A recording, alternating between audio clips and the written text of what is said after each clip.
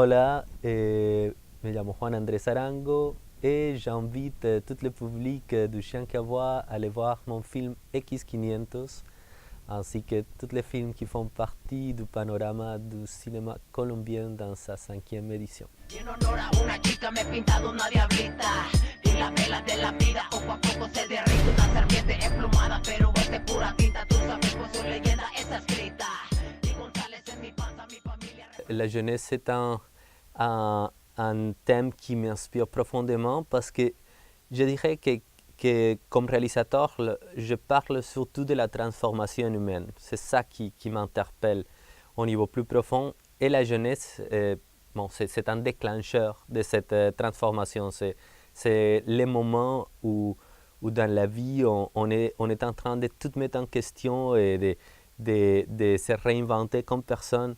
Et je trouve que dans cette fragilité, il y a une énergie très forte qui m'intéresse d'explorer. Et je mets très souvent la jeunesse à côté du processus d'immigration, parce que ça, c'est un autre élément qui est un déclencheur de transformation. Et quand les deux vont ensemble, là, il y a quelque chose de très radical qui se passe.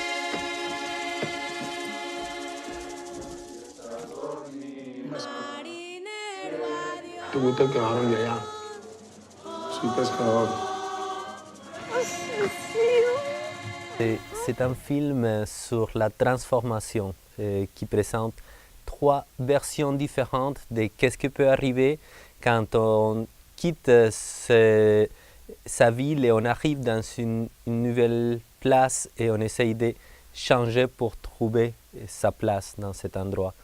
Et c'est un dialogue entre comment cette expérience universelle de transformation peut varier dans des contextes très spécifiques des Amériques. C'est des endroits où j'étais immigrant à différents moments de ma vie, où j'étais un peu un étranger qui arrive et qui essaye de trouver sa place. Buenaventura, c'est une ville que j'ai découverte à travers le personnage de mon premier long métrage, La Playa, et où je suis commencé à aller, à passer de longues périodes pour essayer de comprendre cette ville qui me captivait beaucoup.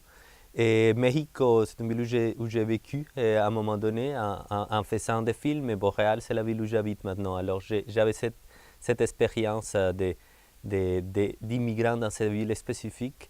Et je voulais aussi raconter cette histoire avec des acteurs non professionnels parce que mes films parlent de réalités où les détails est très important, où ça passe par comment une personne qui a vécu des situations spécifiques peut réagir de façon qui sont différentes à comment moi je réagirais.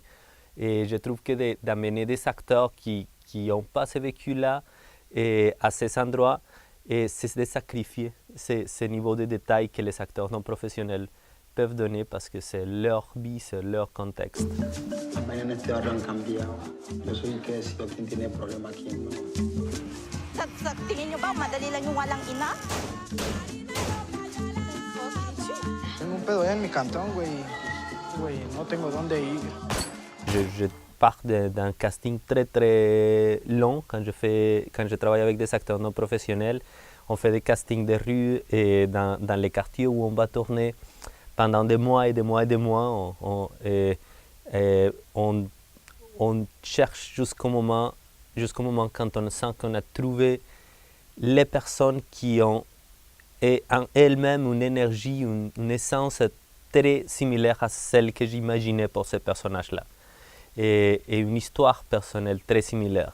Et que de cette façon, vont pouvoir réagir d'une façon très directe et très spontanée aux situations qui sont présentées dans les films, comme si c'était des situations qui les arrivaient à eux-mêmes.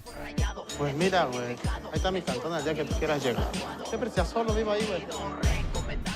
Le titre du film X500 vient du fait que quand on ouvre une carte des Amériques qui inclut tous les continents américains, nord, central et sud, et on cherche le point central de la carte, c'est un village à Yucatan, au Mexique, qui s'appelle X500. Alors c'est le centre le centre géographique du continent et c'est un peu un point de vue symbolique d'où on regarde ces trois histoires panaméricaines. Una carga, una chaca, ya no carga su guadaña. Y en honor a una chica me he pintado una diablita. Y la vela de la vida poco a poco se derrite. Una serpiente emplumada, pero este